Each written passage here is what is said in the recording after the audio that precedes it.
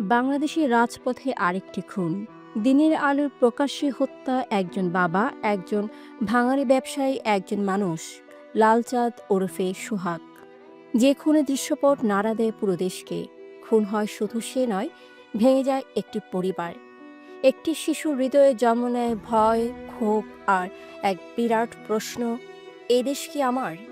শুক্রবার সকালে জাতীয় প্রেস ক্লাবের সামনে অনুষ্ঠিত মানববন্ধনে অংশ নিয়ে নিহত সোহাগের স্ত্রী, সন্তান, ভাইবোন সহ স্বজনরা কান্নাজড়িত কণ্ঠে তাদের অভিযোগ ও ক্ষোভ জানান। সোহাগের 10 বছর বয়সী ছেলে সোহান বলেন, আমি শান্তির বাংলাদেশ চাই। যদি আমার বাবার বিচার হয় তাহলে বলতে পারবো এটি ন্যায়ের দেশ। কিন্তু আমার বাবাকে প্রকাশ্যে হত্যা করলো, তারপর রাস্তায় দাঁড়িয়ে মিছিল করলো।